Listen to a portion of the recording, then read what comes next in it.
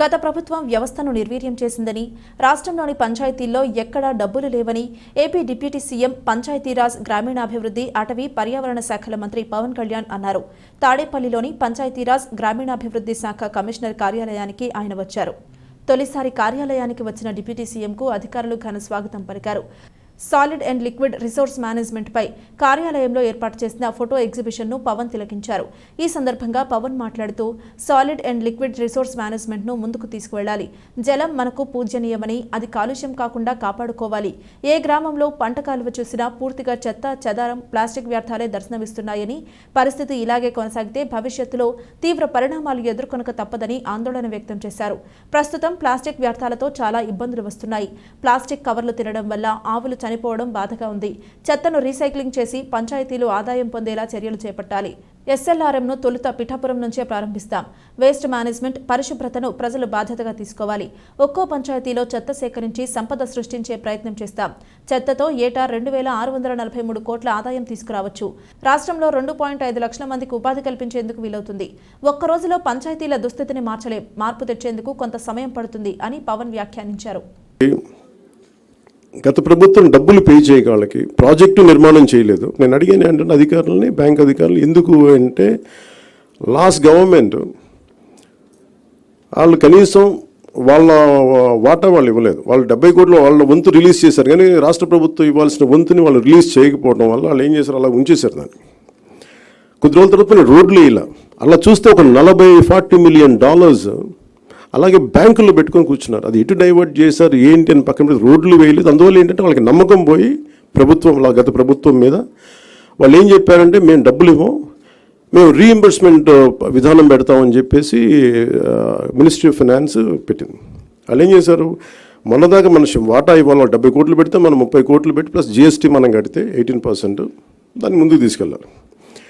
ఈ నెగోసియేషన్లో కానీ ఎక్కడ కూడా GST మాకు భారం అయిపోతుంది కేంద్ర ప్రభుత్వంతో మాట్లాడలేదు.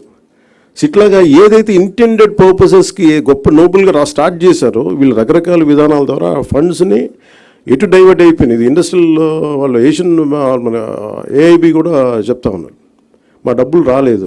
Then I said we have taken responsibility. వాళ్ళకి ఏం చెప్పానంటే, మేము మాట్లాడతాం, మాకు కొద్ది సమయం. వాళ్ళు అడిగింది ఏంటంటే రీఎంబర్స్మెంట్ పెట్టారు, అంటే ముందు మీరు ఖర్చు పెట్టేయండి, మేము తర్వాత ఇస్తామని. అసలు డబ్బులు లేవు. నేను మాట్లాడితే వాళ్ళు అడిగింది ఏంటంటే కనీసం ఈ ప్రాజెక్ట్ అయిపోద్ది అంటే 2019లో వాళ్ళు 18 కంటే 2019 నుంచి ఆచరణలోకి వచ్చింది. బై 20 వాళ్ళు 2 years అంత మొత్తం అవ్వాల్సిన ప్రాజెక్ట్, కానీ అవ్వాల. ఇప్పుడు మళ్ళీ కరోనా వల్ల ఇంకోటి పక్కన పెట్టి తర్వాత కూడా డబ్బులు వచ్చినా కానీ వాళ్ళు చేయకపోతే ఇప్పుడు అడిగింది ఏంటంటే ఈ డిసెంబర్ దాకా పొడిగించారు. ఈ డిసెంబర్ లోపు నేను అడిగింది ఏంటంటే ఇది కంటిన్యూ అవ్వాలి ఫండింగ్, అంటే ఏం చేయాలి, మేము డబ్బు కొంత పెట్టాం, కూరుకుపోయాం దీంట్లో,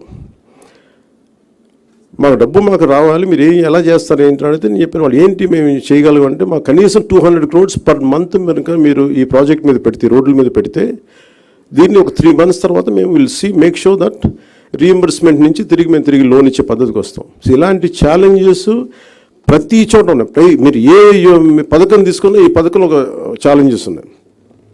సో ఇలాంటి ఛాలెంజెస్ నడుములో we want to do something like this. That's what.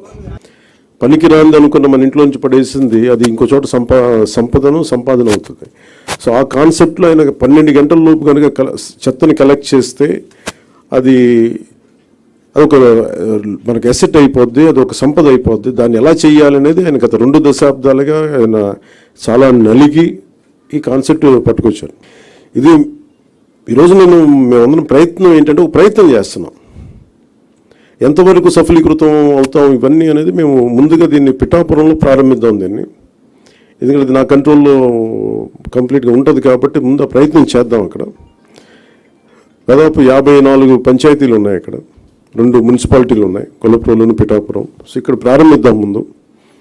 దాంతోపాటు ఇది 2 రకాలుగా ప్రతిపాదిస్తున్నాం. ఒకటి, ఇలాంటి సెల్ఫ్ హెల్ప్ గ్రూప్స్ ద్వారా ఒక 6 మంది ఉండి, ఇప్పుడు మీరు ఇందాక చెప్పిన విధానంగా వాళ్ళ ద్వారా కలెక్ట్ చేయడం, ఎవ్రీ డేకి రోజుకి 2 సార్లు ఈ చెత్తని కలెక్ట్ చేయడం, ఆ మన ఎక్కడైతే సెపరేట్ చేస్తారో ఆ యూనిట్స్కి పట్టుకెళ్ళడం. ప్రజలు కూడా బాధ్యత తీసుకుంటే అవుతుంది. కేవలం మేము పడేయటమే మా బాధ్యత అంటే సెగ్రిగేషన్లోనే చాలా బాధ్యత తీసుకోవాలి.